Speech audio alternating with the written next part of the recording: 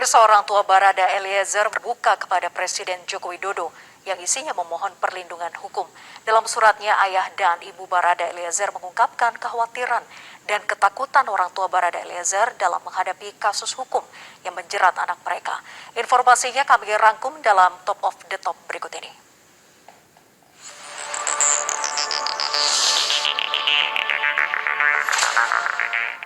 Mantan Kadif Propam Polri Irjen Pol Ferdisambo resmi ditahan di rutan Makobrimob Kelapa II Depok. Irjen Sambo ditempatkan Makobrimob usai ditetapkan sebagai tersangka kasus pembunuhan ajudan Brigadir Joshua. Sementara itu, Polri tak menutup kemungkinan memecat Irjen Sambo melalui sidang Komisi Kode Etik Polri.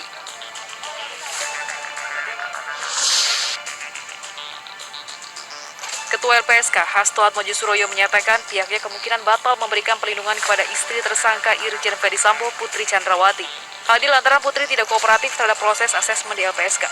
Meski begitu, Hasto mengingatkan jajarannya untuk menggelar rapat terlebih dahulu untuk memutuskan pemberian perlindungan kepada Putri. Bila batal memberi perlindungan, maka LPSK akan melampirkan rekomendasi.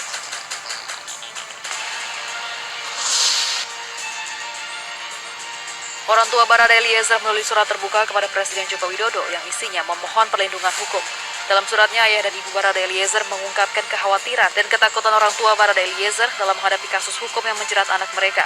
Pihak keluarga juga meminta keadilan dapat ditegakkan bagi putra mereka.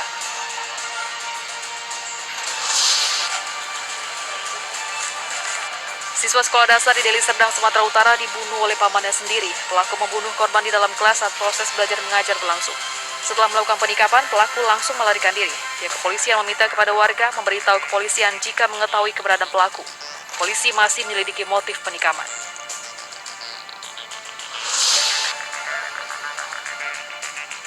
Curah hujan tinggi menyebabkan tebing setinggi 30 meter di Desa Mandalahayu, Kecamatan Salopa, Kabupaten Tasikmalaya, longsor. Akibatnya akses jalan terputus dan tidak bisa dilalui kendaraan. Beruntung tidak ada korban jiwa dalam peristiwa ini. Petugas yang dibantu warga terus melakukan upaya pembersihan material longsoran yang menutup jalan agar akses jalan bisa segera dilalui kendaraan.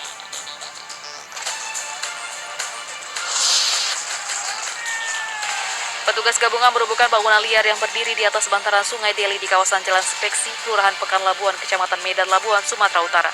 Bangunan liar ini diketahui kerap dijadikan tempat praktek perjudian dan transaksi narkoba.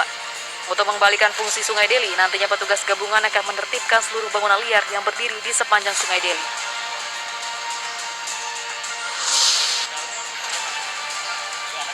Sejumlah balita di Karangtengah, Kota Tangerang, Banten mengalami muntah dan demam tinggi setelah meminum obat kadaluarsa yang diberikan oleh Dinas Kesehatan Kota Tangerang. Tahun kadaluarsa yang tertera di obat penurun panas tersebut tertulis tahun 2020. Obat ini diberikan setelah balita mereka ikut imunisasi.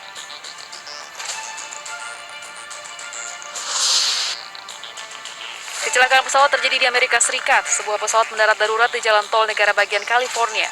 Pilot dan penumpang diketahui berhasil menyelamatkan diri. Belum diketahui secara pasti apa penyebab kecelakaan pesawat.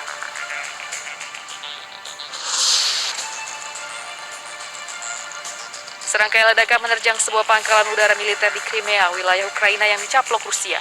Satu orang dikabarkan tewas akibat insiden ini. Otoritas Rusia menyebut insiden terjadi karena ledakan sejumlah amunisi di lokasi. Pihak Moskow mengindikasikan insiden itu bukan sebuah serangan.